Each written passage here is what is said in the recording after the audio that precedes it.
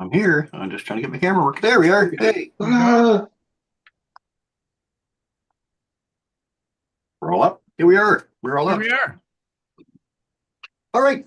Well, good evening, everybody, and welcome back to our Sunday night offering of Astronomy Edutainment, the Sunday Night Astronomy Show. Hey, yeah, ba-da-ba-doo. So, always fun having very fun. Anyway, Now I gotta change my bono button.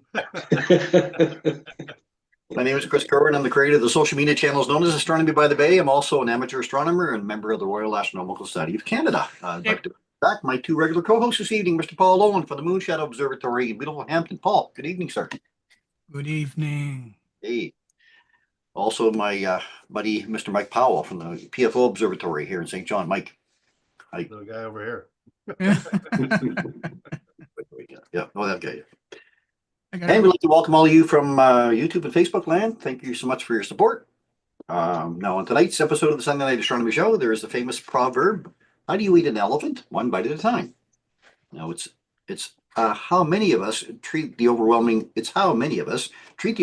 view when we're looking back at the universe. Breaking the sky into manageable parts and looking inside those parts to find treasures within is one of the most rewarding parts of astronomy. That's why each month we take a small section of sky, and each month we invite a local astronomer to help us understand it. Page 2. Get it there. Understand it, yeah. Most people lick their fingers and then they separate the pages. They don't lick the pages. Oh, okay. Well, I'll remember that for next time. Anyway, the legends behind it. So we are pleased to invite back longtime RASC member Curt Nason. Hey, Yo, Colleagues on another of the 88 constellations of the night sky. Welcome, Curt. thank you for inviting me here. Oh, it's our pleasure. Also tonight, but no bud will return with another fine binocular target of the week. Paul will be delivering another Rosanna's fun fact episode. I'll have a quick look at just a couple of events coming up this week, and then your photo submissions to take a look at too. So let's get started then with tonight's program, and we're going to chat about Ursa Minor tonight, I believe. Okay. Good thing that's the one I prepared for. that's a minor.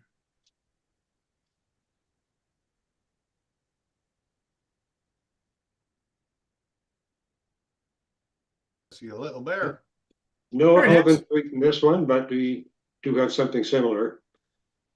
All right, it's Ursa Minor, the little bear, most often called the Little Dipper, which is the asterism of it, but there's not a whole lot of difference between the asterism and the constellation. All right, so we can see, you look due north, as you would for, say, Mono Bud at any time of night, you would see the Little Dipper or the Ursa Minor, the little bear. And because right at the end of the tail of the bear is Polaris, right there, very, very close to the North Celestial Pole.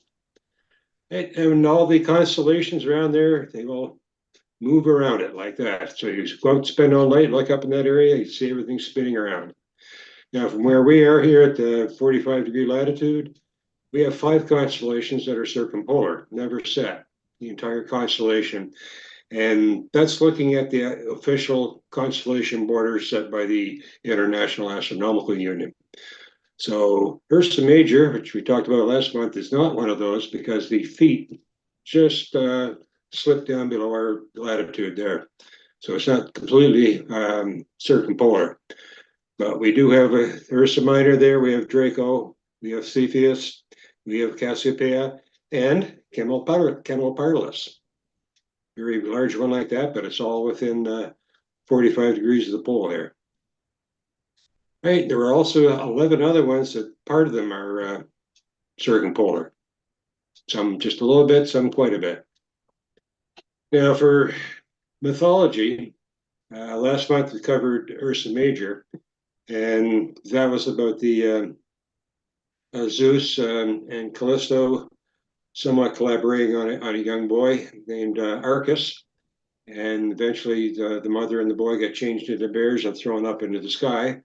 So the Little Dipper here, or Ursa Minor, that is Arcus. And his mother, Callisto, became Ursa Major, the big bear. And I mentioned these ones never get down toward the horizon and get a drink of water so they're eternally thirsty. So I'm not going to go through that whole one again, just give the quick recap of it. An interesting thing about that, the boy's name is Arcus. They were from Arcadia, and his mother, Callista, was the princess of Arcadia. And I read in a place more recently, yesterday actually, that he was raised by his grandparents. And I noticed something today that later on he got married himself. So he didn't spend apparently all this time up there in the sky because he did get married later on in life. So you never know if these are actually true or not. And so Arcus, the word might sound familiar to him. Somewhat means north, or actually Arcus actually means bow because he was he was out hunting bears there with his bow and arrow. But our word Arctic comes from Arcus, and because it's up here, we have Arcus and mother up here in the northern sky, so that's where the word Arctic comes from. And there are in some stories Bodis that rather than being a shepherd chasing the bears around, Bodis is sometimes looked at as being Arcus.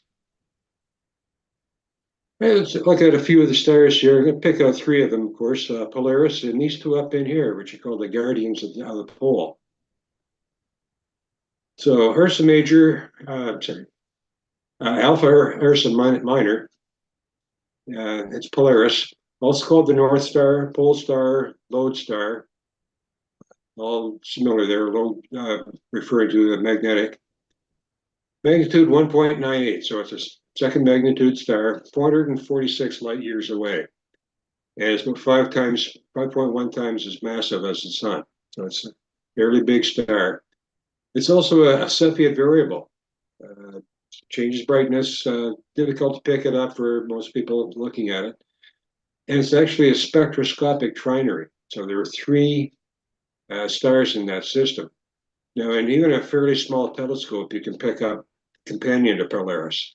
So here's Polaris A, which is the main star that we see. Polaris B is farther away, but this separation, you can pick it up with, as I said, a very small telescope. You can pick it up, and I like to do that sometimes at outreach events, showing people the North Star and see if they can see that other star right beside it. It's similar to Alcor and Mizar, except you can't see it naked eye. You'd have to have the telescope to pick it up.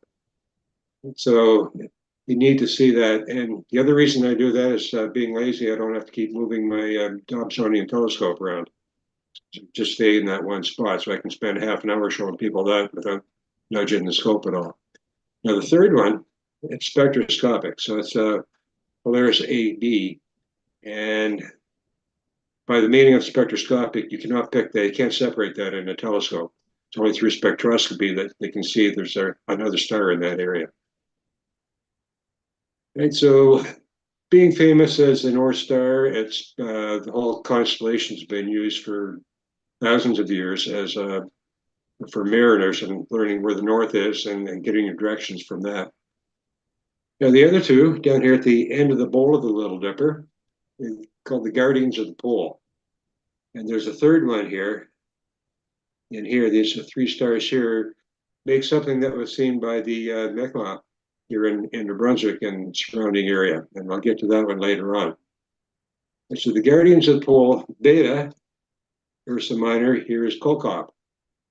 It's just a little bit dimmer than Polaris, and at times I think it might have been brighter because I've seen something where that was referred to as the Alpha Star in Ursa Minor. So at 2.08, it's still very bright, second magnitude, and 131 light years away, a lot closer than Polaris is. And it's about 1.3 times the mass of the sun. So it's smaller, not quite as bright intrinsically. And the neat thing about that, it's about 38 arc minutes from celestial north. So we have Polaris here. Here's the telluride circles there from Stellarium. So the out one is 4 degrees wide, 2 degrees wide, and the little one there in the middle is half a degree wide. All right, so if you're out, if you have an equatorial telescope, particularly maybe on like a C8, and if you're just doing observing, and you want to get a fairly good polar alignment on that, A good estimate here would be, if you're using a Telrad, just put Polaris about 38 arc minutes. So you've got 25 arc minutes from the center to that first circle, and take it a little bit beyond that.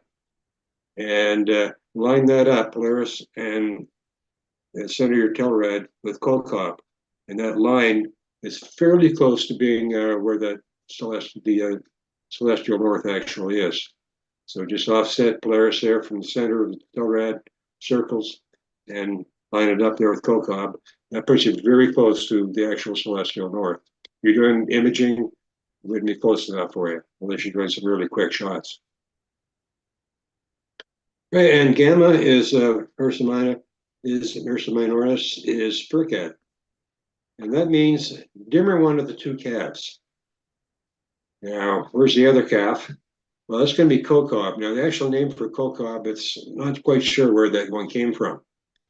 But it had another name before, which related to, it was called the lighter one of the two calves. In Arabic countries long ago, they had several animals in this area, here through into Cepheus and other areas around that. And two of them were calves, and they had some sheep and some other animals. Of course, we got a giraffe in there too. So that one's a third magnitude star, 3.05, 487 light years away, a little bit further beyond than Polaris is. I couldn't get a mass for it, but it's 1,100 times brighter than the sun. So it's a very bright one. It's expanding out. Not quite reached the red giant phase yet, but it's off the main sequence. And mention about Polaris and actually the whole constellation there being used by mariners many, many years ago. I've shown this one a couple of times before with the precession of the equinoxes. That means the north celestial pole is going to make a big, approximately 46-degree circle around the sky here. And here we are in this area right about now. And about 38 arc minutes away from the north celestial pole. Now Polaris will be at its closest to the pole, which is approximately 22 arc minutes on in the year 2100. That'll be starting to move away. And we go back a couple thousand years when you're talking about astronomy getting started or being picked up in Greece from Babylonia. That'd be about the 2nd or 3rd century BC. So it'd be in around this area here. That means the North Star would have been Kolkop. Wasn't not as close as Polaris is now, but it would be the nearest bright star to the North Celestial Pole. So they were using that one. And now, if you look at some old Greek literature, you'll be seeing some references to it. Maybe 4 or 5 years ago, I read the Iliad and the Odyssey. And in the Odyssey, there, Ulysses is sailing to get home. He's getting directions how to get there, and the directions are all based on the constellation. So you keep the bears to your left as you're sailing away there. And they made reference to the Pleiades and a few other things. And I came across a poem by Aratus around 270 BCE, and this is comparing how the Greeks and how the Phoenicians used the Ursa Major and Ursa Minor, the Big and Little Dippers, for them. So the Greeks are referred to here as the Archaeans, and the Phoenicians are the Sidon. So encompassing two bears wheeled together, wherefore they're also called wains. So wains with wagons. See, it's Big Dipper is often called Charles Wain. Now they ever hold their heads each toward the flank of the other and are borne along, always shoulder-wise, turned alternate on their shoulders. Now the one men call Cynosure, and the other Helice, is by Helice at the Achaeans on the sea, divine which way to steer their ship. But in the other, the Phoenicians put their trust when they cross the sea. But Helice, appearing large at earliest night, is bright and easy to mark, but the other is small, yet better for sailors, for in a smaller orbit wheel all its stars.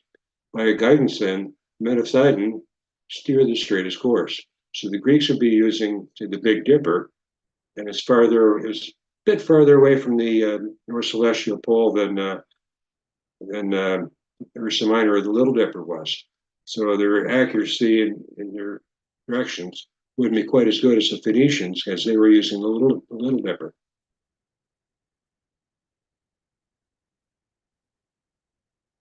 All right, to look at a couple of asterisms we have here. Once again, last week, Bino Bud was talking about the engagement ring up in Polaris, so I'll show that one.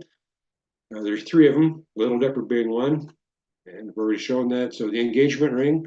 So there's Polaris, by the brightest, but using a binocular reach in the wide field telescope, you see a bunch of other stars here between magnitude 6 and 10, 40 arc minutes wide. So, wide field of or medium field of most telescopes will pick that up for you. A little bit crooked, but engagement rings often get stuck or down the drain, things like that. Yeah, the other one, I've seen this one. I saw it in Sky and Telescope maybe 20 to 25 years ago, and I got it in my C8, which was difficult.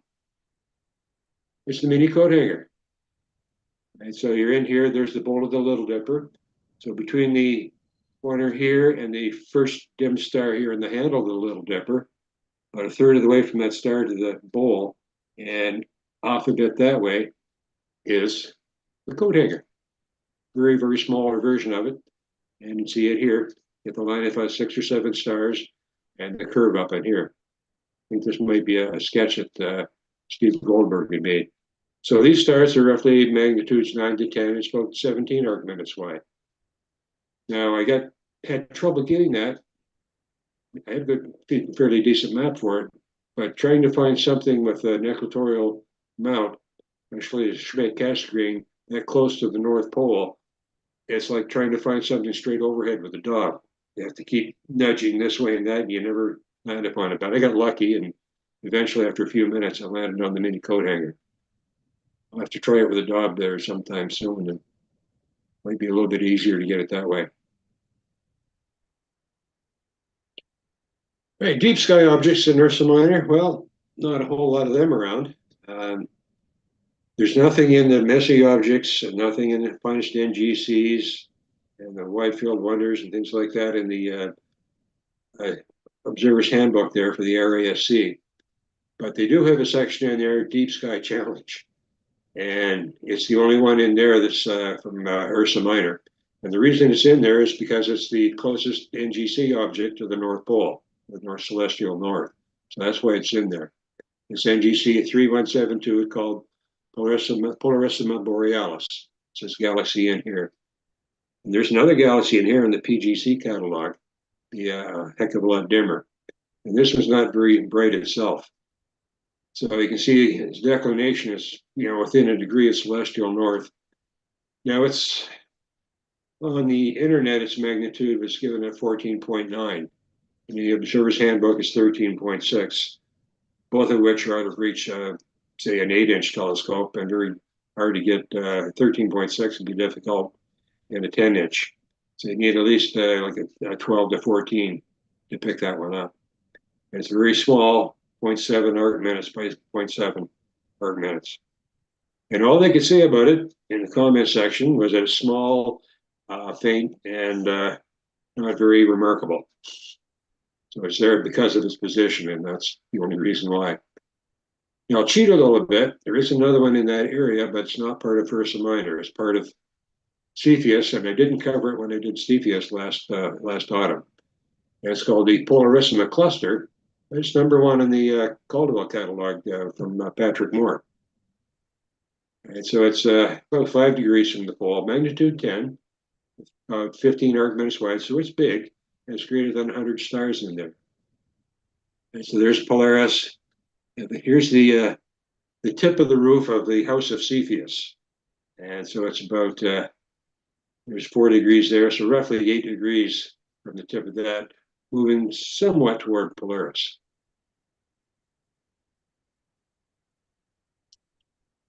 And that's pretty much it for those. Another thing we have here is the Ursa meteor shower. And that runs anywhere from December 17th to 26th, but the peak is usually on December 22nd. And these arise from the periodic comet Tuttle. It's got about a 13.6 year period. And it's not a major one. Typically, the zenithal hourly rate would be about 10. And you see here's Cobb in here, so the meteors would be shooting out from this area. So quite often around, we've got the Geminids there just a week before that, pretty much, and we've got the Quadradants early January. So this one's in between those two. And Geminids are always good. The Quadradants every now and then can get spectacular if you're lucky to be out at the right time. The Ursids, maybe something just to get you through the other ones as you're waiting. But with about 10 per hour at best, it's not that much there. And just like the Quadradants, it's a very narrow stream. So you've only got, if they say it's on the 22nd, you probably got within 1 day to get the best of it there. All right, so being in a very recognizable spot in the sky, although most of the Little Dipper is difficult to see, particularly from outside of the rural area. There's a lot, it's been seen by other people as a lot of different ways, so visit some of these. So in German areas, long ago, it was the Hesperides. Right, so the Hesperides were an area, they were looking after the three daughters here of Atlas, and they were looking after the golden apples. So the golden apples were a wedding present given to Hera, Zeus's wife, from Rhea. Now, Rhea happened to be the mother of both Zeus and Hera. Right? So, and they were taken to the Hesperides and therefore were safekeeping more or less. And they had a dragon there that was keeping watch over them. Now, one of Hercules' 12 labors was to retrieve those golden apples, which he did, and he gave them to King Eurystheus, and he gave them back to Hera, returned them to her. Now we have in Babylonian areas a wagon. In some places it was called the ladies' wagon. It's a lot smaller than the Ursa Major, which is also called a wagon, or which was also called a wain. Different dialect on it.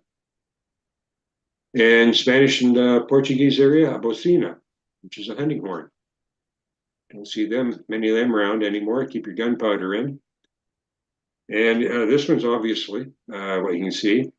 In Arab areas, it was fruit from the almond and cherry plum trees. So I guess you have to live there to be able to see that. Looks like a pretty big fruit. Ojibwe area here from Stellarium, it was a loon. And it wasn't until I could get it upright in this area orientation. And oh yeah, there's the loon, there's the beak, and there's the head, like that. And Ursa Major, the Big Dipper here, is the fisher. And over here we have Corona Borealis, which in the Mi'kmaq legend was the cave that the bear came out of, that story I told last month. And this is seen as a sweat lodge, right? And here's an exhausted bather. Spent too much time in the sweat lodge. Okay, here's you eating your elephant. We don't have an elephant, but we do have a hippopotamus, and it might be hanging around the Nile River. So the Egyptians had seen this as a hippopotamus. Other areas, Arab areas, they saw it as a fish. Not too hard to pick out there.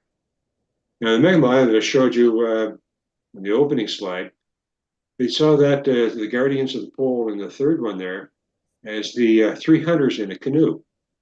So the guardians are these three stars in here. Whoop, back here. The guardians and this one in here. There's three men in a canoe, so maybe you can take all these stars here. So they're circling around the pole. And they say they're in a canoe going around an island looking for a bear that was on the island. Now, Greeks saw this as a cynosure, a dog's tail. Now, there's some story there somewhere with they're seeing a dog up in that area, and Ursa Minor, here's the dog's tail. So keep that in mind.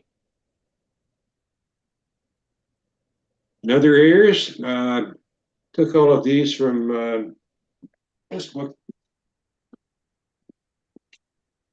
Starlord, a great one, put out in 1912. by William Teller Olcott, Myths, Legends, and Facts. There's a lot of good stuff in there.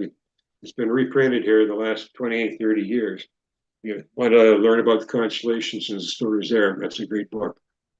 So you get a list of other things that were seen by in different areas for Ursa Minor.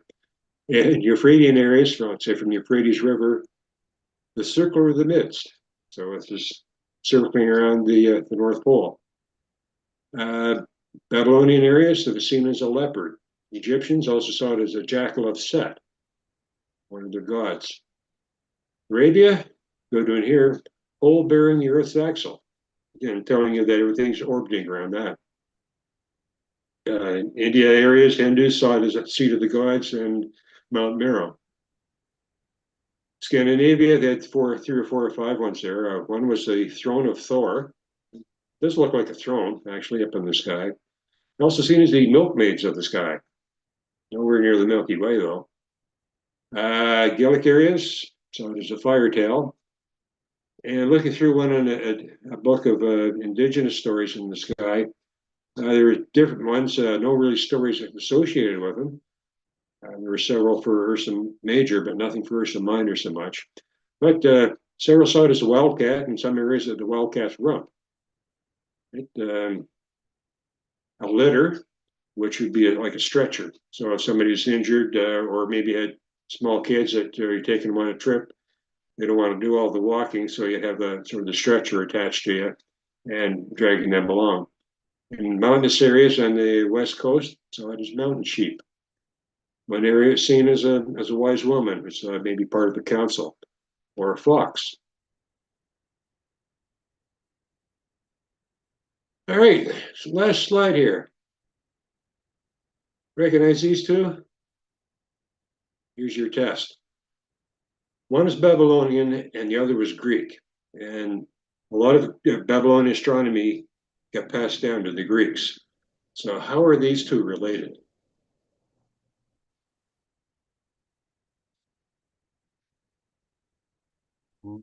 Don't know.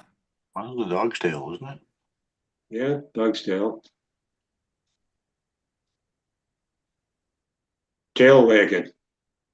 Oh, Oh, Oh, no. tail wagon. I'm sorry. Oh, You thought man. Buno Buds were bad. Oh, And they are. Yike. wagon. Ugh. It's good. Sorry, everybody. Sorry about that. Look, people are dropping off, Curt. That's okay. Everybody else fell asleep too. That's it. Thanks, Curt. Great You're talk. welcome. Tail wagon. Okay. Oh, that's good. Okay. How about we go to Albino Bud next? I can find the appropriate screen. I'm sure Mike has a Oh, I've got one. Don't you worry appropriate. about that. It'll be a tail wagging good time. Yeah, we'll both be gone. Well, binocular target of the week this week by nobody is, and it took me a while to get the snaz patch put on the hat, but Napoleon's hat. And then you got to run up, get into space, take a selfie, all that good stuff. But Oh, that's funny. this asterism is composed of 7 stars in the shape of Napoleon's hat. It is located very near the star Arcturus in the constellation Bootes. French astronomer Philibert Picot discovered this interesting 7-star grouping. Some listings call it Picot 1 or Napoleon's hat, since it resembles the famous emperor's headwear. How do I find it in the sky, or where would I find it in the sky? If you look up, everybody knows how to follow the handle from the Big Dipper and then arc to Arcturus. There's the bright star of Arcturus.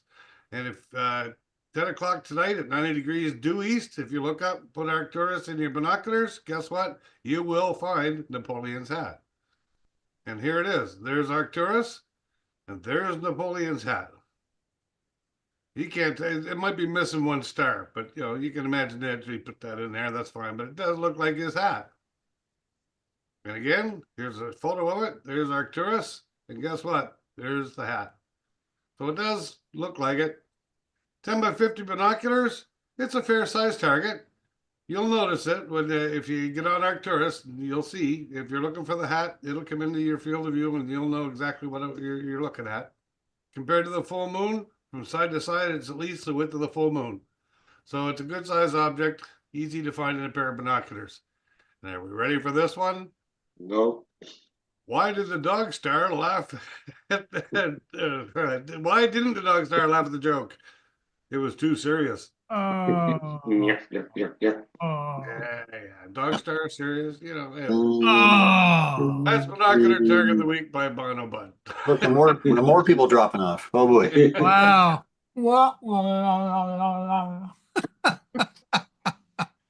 Boy, 2 in a row. Yeah.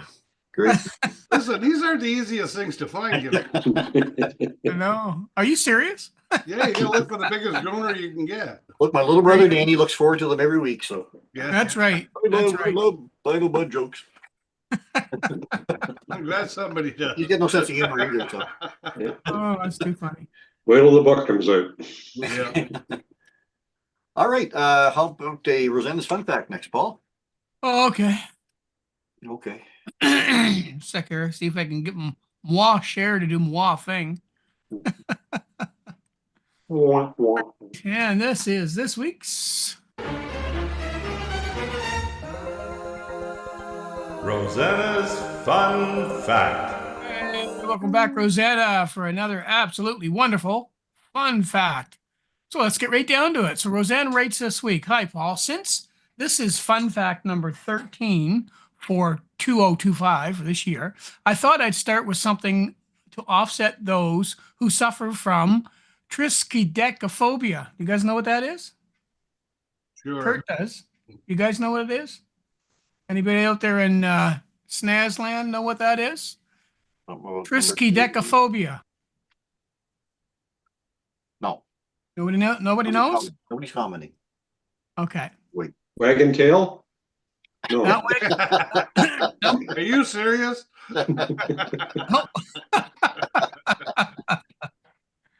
I've never heard of it either, so I'm not trying to pretend I'm smart. Roseanne is the smart one. So it is the cringing, just the mention of the number 13. So if you're a number 13 phobia, that's what triskaidekaphobia is. And Mike Thorne picked it up. He put 13. There you go. So there you go. So we all learned something tonight. If you consider the number 13 to be lucky like I do, then I'd best not mention this year, 2025, only has 12 new or full moons. This year is off to a bit of an unlikely start, but next year we will have a blue moon on May the 31st. As you know, there can sometimes be 13 full or new moons in one solar year. And in the indigenous tradition of the people of North America, the 13 moons on a turtle's back. Now, just before I get too far into this, there's your turtle's back, and I'll just pull it up so you can see it. Reveal the harmony of life between human beings and the natural world with the changing names of Grandmother Moon, Nokomis, indicating the season, the architectural practice, the weather, and even the migration. There is a wonderful free resource at goodminds.com consisting of print out and build yourself the 13 moons on a turtle's back to honor any year that has 13. Note that the turtle has 28-day lunar phase also around the edge of her shell. Another lucky find was this photo. And as all our club astrophotographers know, playing with exposure times can create artful blurs. This fabulous photo of the Milky Way behind the Earth was a long exposure taken from the ISS by Don Petit. And the James Webb telescope has captured auroras on Neptune. So Neptune is seen by NASA's Hubble Space Telescope in the visible light, the one on the left, and a composite of the view of the Hubble with a near-infrared image taken by NASA's James Webb Space Telescope, the one on the right, showing the auroras more clearly than ever before. The cyan glows in the right image trace the presence of auroras. Unlike other planets where the auroras appear at the northern and southern poles, Neptune's tilted magnetic field makes its auroras appear around the mid-latitudes. Now, on my daughter's birthday, this past March 31st, the SpaceX crew of 4 private astronauts launched in a Falcon 9 Crew Dragon spacecraft called Resilience. This was the first crewed flight to pass over the poles. Resilience was flying a mission called FRAM-2, the 6th non-NASA flight of a Crew Dragon spacecraft. It was the first crew mission to go into a polar orbit, with an inclination of 90 degrees, allowing it to fly directly over the North and South Poles from low Earth orbit. Excuse me. Previously, the highest inclination flown on a crewed flight was 65 degrees on the earlier Soviet Vostok missions. The mission commander of FRAM-2 is Chung Wang, a cryptocurrency billionaire born in China, but who now claims citizenship in Malta.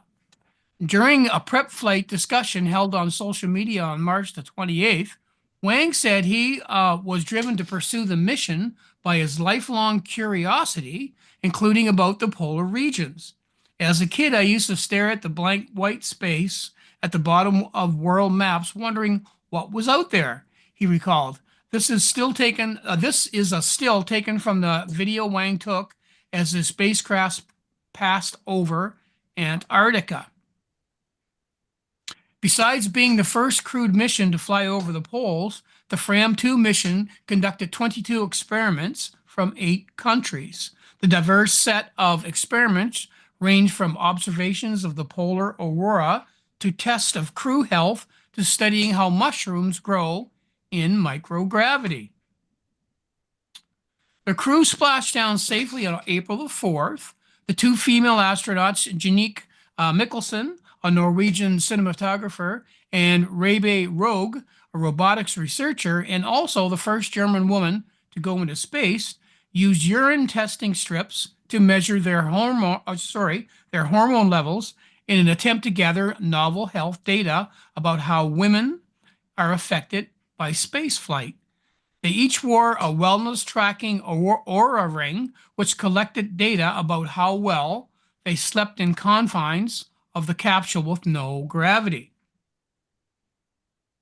The first X-ray ever captured of a human hand, the one on the left, is shown compared with the first X-ray created in space during the FRAM-2 mission in this screenshot from the video showing the aura ring from SpaceX. I should mention the 4th crew member as well, so that he isn't just some other guy. Eric Phillips, a professional polar explorer from Australia, was the mission specialist and medical officer. The crew also had their brains mapped and imaged while in spaceflight. It will be interesting to read the results of all the various experiments they managed to carry out during their 4-day mission. I wouldn't mind a 4-day reprieve that involved being able to view Earth from space. I'm not actually an astronaut. I just came along to get away from the news. And that's this week's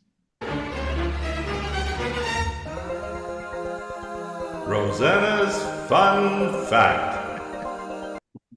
Oh, thanks so much. Yeah. Always a great fun fact indeed. Always a great fun fact. Anyway, that's interesting, isn't it? All that stuff that she comes up with.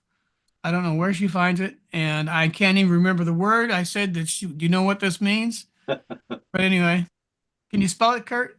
No. Yeah. Okay. 1-3. Thank you, Rosanna, for another great fun fact. Thanks so much, Rosanna. That was awesome as usual. All right, let's go to some photos and now. Give me a second. Oh, some of the guys got it here. Mike Thorne got it, 13. Dan Yeah. Garrett got it, Fear of 13. Ah, there you go. So some people did know that. Awesome. Okay, there we go here. Let me share my screen. We're going to go to this one. I think. Is that going to be it? Yes? There you go. Sure. Okay. All right. Let's start off with this one from Brad Perry. Brad says, here are a few photos from the past week. He said, my favorite of my captures of the solar eclipse He said, "This is my wife, Kelly, watching it from the edge of a wharf in PEI." He said, "Now we traveled to PEI in hopes of getting the eclipse aligned with the lighthouse, but unfortunately that end of the island was forecasting clouds, so we had to choose this location instead." He said, "We still got a great view." For sure he did. Oh, very nice. Very nice. So I can see this a little better. There, all right. Great job there, Brad. Okay, and next up, Brad has this one, the crescent moon and the Pleiades together. Of course, that was just the other night there. Put that challenge out to a few people. Did get a few people that captured it too. So this the settings and the processing required to get the detail throughout all parts of the image ended up being a lot trickier than I expected. So I mean, it would be for sure. One's a lot dimmer. Yeah, Nice. that's. Did he say if it was a composite or was it just one shot or? Crescent, no, you didn't say. Oh, there's one shot. I think it's one shot. Anyway, either way, it's very Yeah. nice. Yeah, awesome. All right, and the third one here he's got is the Milky Way. Now he gets some beautiful Milky Way shots of Yeah, his they're gorgeous.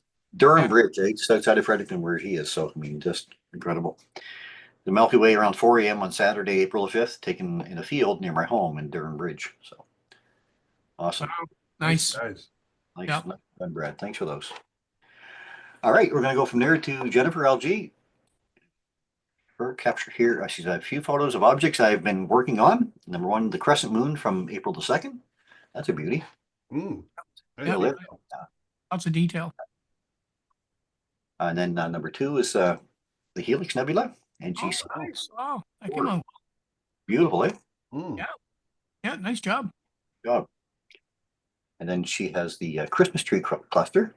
Oh, look at that. Not bad. Looks like a little Pac-Man to me, eh? That little. That was in right there, yeah, yeah. Waka waka. And then M106, a spiral galaxy, said along with an annotated version of M106 as per nova.astronomy.net, which is these guys here. And here's her capture. Nice to see those annotations there.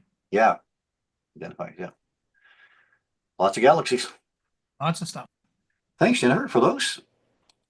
I'm going to go to David Samard next. These captures of sun here. Hang on a second. Sunspots with the first two with the dwarf 2.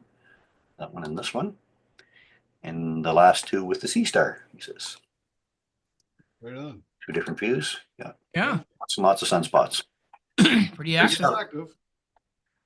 And then he has this one here. Wednesday, April 2nd, took some images of M109 and M100. The images were not processed, but See the little tiny galaxy beside it? here, yeah, that one. That one, yeah, or that one there, way down there. There's 2. Oh, there's all kinds of them. If you look Oh, at that, well, Yeah. Nice. And here's a 7100. Another one down here. Sure. very good. The sea stars do okay. They Yep. do great. They got to admit they're doing their part, especially for outreach. Now, here's this T Corona Borealis as well. Of course, where everybody's waiting for that one, the Blaze Star. Yeah. Nothing on that, Curt, yet? Nothing yet. No. So T Corona Borealis is waiting for the explosion that should come soon, so they say, yeah. It'll go the same time as Beetlejuice. Yeah. You won't, I mean, it's not going to stand out completely bright, like outshine Venus or nothing like that, right? About second magnitude at best. Yeah, okay. Still not there now and going to be there then, I guess so. Jeff Haig, thank you for those, David. Jeff Haig got this one of our view of the Pleiades star cluster in Elgin. Yes, sir. Nicely done. Yeah, very nice. And I'm going to compare to Mr. Powell's capture here. Oh, look at that. Good job, Mike. That was Lots of earth shine there. it was up, and I went, "Oh, that's pretty cool." I wonder. So I took a shot, and there it was. There it was. Nicely done. Stefan Picard sent this one in.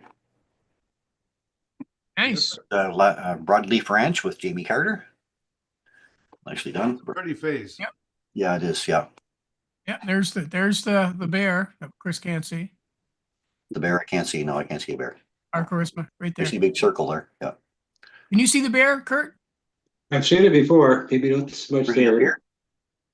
Yeah, It's if you look at the Mar part, you see those two black dots yeah. inside Here? the Mar, inside the Oh, Mar. inside. Okay. Yeah, there's one, and we're right on the other side. There's another one. Yeah. You go to your left, Oh, right there. oh. No, up. So that one there. Yeah. There's one. That Yeah. one there. No, you're going to your right. Go to your left. Okay, there. You know, even on the other, almost the same distance away from the Okay. other corner. Anyway, there's another crater there, and that's the bear's eyes, right? Oh, here. These two. And there, no. What you're pointing at, the second one is his nose. Oh, okay, sure. Yeah. If I had the mouse, I'd point it right out. Okay. Stop picking his nose. Is the cannabis store still open? I can stop there and come back. Maybe get proper seats then. Grab Oh, peanut it's butter teddy bear. Yeah. Anyway, nice image. Yeah, it is. Thanks to Don. And we have this one here from Haley Croswell. Haley with her Sea Star 50. Good job Zoom in there. on that. All right. Now you can see both eyes. See them? No. Oh, come on. Here? These two? No. You have to show it to me. You Tell just you don't. what, you download, you take a look at your, get a crescent moon and bring it up and you can share your screen and show me. All right, I'll find one. All right. Thank you, Haley. Nice job. Nice job. And I think this one is from Diane, I believe. Diane? Yeah. Diane Croswell. Another nice capture of the crescent moon in Pleiades. And another nice capture of the moon from Diane. Thanks, Diane. I'm going to move from there to Lisa Fanning's capture here. Thanks, Lisa. You got it. Say it is a tough target, but a lot of people got it. And that's it for photos. Thank you, everybody. If you want to send your photos in, send them into astronomybythebay@gmail.com, and we'll be happy to put them up on our next broadcast. So thanks, everyone. Now let's go quickly to just a quick what's up. Only thing I'm really going to mention is Venus up in our morning sky now. It is now our quote morning star, rising about an hour before sunrise. This is looking east at about 5:45. Venus is the third brightest object in our sky behind the sun and our moon, so it is going to be very bright.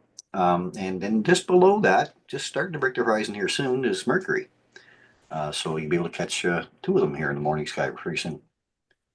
And then Friday evening will be our full pink moon. Moon rises at 8:04 Atlantic time. Moon turns full at 9:22 p.m.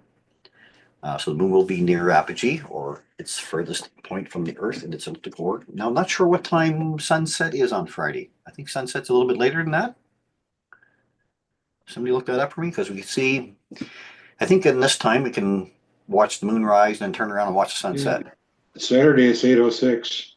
8:06? In St. John, so it'll just be a little bit before that. So just a couple minutes before that would be sunset, and then turn around the other way and look at the moon rise. So here we go. And that's looking southeast, I guess. So 2 for 1 there. Next weekend. And that's all I have to say about that there. All right, I'm going to show you. Okay. You ready for this? I'm going to share my screen. Hang on. Okay. All right, now there's a better view of Mara Charisma right there. There's the two eyes, right? Okay. There's his mouth or his snout. There's his ears right there. This is the head of a bear. Okay, wait, no. 2 eyes are there. 2 eyes, Yeah. snout right here. Okay. And this is the whole shape of a head. So this is the first ear over here. Here's his other ear there. So there's his ears, there's his eyes, and there's his snout. It's the head of a bear. That's Aye, reaching, aye, your ear. that's reaching, Paul, I think. Are you kidding me? I can see the man on the moon. I can't see him. Oh, man. Yeah, no. You can't use bino viewers. Holy No. crap. So maybe that's my problem. Okay, I guess Man. 8:51. We're gonna call a little earlier tonight, I guess. So do we want to, Mike, can you bring up the St. John Astronomy Club page just for a second? Because I wanted to mention the star parties that are coming up. Because we are getting close to that part of the year. That time of year, isn't it? Mike's going to bring it up here just quickly because Mike is the webmaster for our St. John Astronomy Club. Cannabis store is open. Thank you. Kyle Francis, the cannabis store is open. Thanks, Kyle. Good to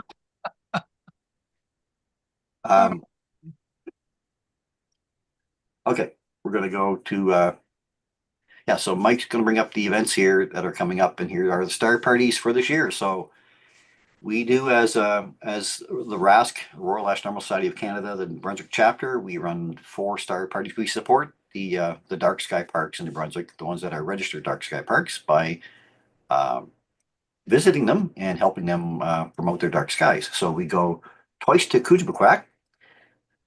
Oh, where you at? I see there you haven't got them updated, Mike. They're all posted for all the dates. Hold down a bit, Mike. There you go. There. Okay. So we do two nights at Kujibakak. The first one is going to be on May the 30th and 31st. Oh, they are. Sorry, my apologies. At Kujibakak National Park. Then the second one is going to be at Mount Carleton on August the 1st and 2nd at the moment. That might be changing. And then Fundy Park Stargaze is on August the 22nd and 23rd. And just Chris, can we make a mention of that one? This is the first. This is the first year, actually the second actually now, that it won't be on Labor Day weekend, because a lot of people book Labor Day weekend and we're usually there then. Yeah. And this last year and this year, the first 2 years, that it hasn't fallen on that because of full moon issues. Right. So obviously when we're doing these type of events, we don't want any moon in the sky if we can help it. You know, an early setting moon or a late rising moon is okay, but nothing around full, because we're there to appreciate the dark skies. So that's why the dates are picked the way they are. Then September 12th and 13th of 2025 on Kujibakak National Park again, which we're back a second time. So what it is you go ahead and book your campsite for the weekend, and then everything we provide is for free. So we are there Friday night, Saturday night, we leave on Sunday morning. So Friday night we set up and the public comes in and we show them around the night sky, like that night sky right there behind you. Nice shot there from Fundy. And then on Saturday we do a telescope clinic. We do solar observing as well. So if you have a telescope that you are having some trouble with, bring it along with you. We'll help you set it up. Paul does a little bit of an astrophotography clinic as well. So if you want to get some information on how to take a nice night sky shot. And then we do solar observing throughout the day. And then at the end of the day, we set up again for a second night. And you're welcome to stay right through as long as you want. Like we go to bed usually when Orion rises at about 6 a.m. or so. So usually the second night we don't go to bed at all. But anyway, those are events that we really look forward to. We usually get about anywhere between 750 and 1,000 people for the weekend at the bigger events. Mount Carleton, you can go to Mount Carleton, hold your hand out, and the Milky Way casts their shadow on the ground. So that's how dark it is. Darkest sky in New Brunswick. Darkest sky in New Highest Brunswick. elevation. Yeah, Disneyland for sure. Yeah. So think about joining us for that. All you got to do again is just book your campsite, and the part that we provide is for free. So we hope we can see you there this year. All right, so that's our program for tonight. Special thanks goes out to Curt Nason for joining us again. Curt, thank you. See you again. You're very welcome. Awesome. Special thanks too goes out to Rosanna, of course, for another interesting Rosanna's Fun Fact. Thank you, Rosanna, as always. You've been with us a long time now. I don't know how you put up with us, but anyway. That's why she doesn't come on the show, because she doesn't on the show. That's right. Special thanks to all of you who share our program with your friends and family. Remember we do love getting your photos, so send them into astronomybythebay@gmail.com. We'll be happy to put them up on our next broadcast. And don't forget, oh no, forget about that part. That's already done. Notes from last week. So until next week, wishing you all clear skies, especially as we like to say, open your eyes to view the skies and keep your scopes pointed up. Night, everybody. Thanks for joining us.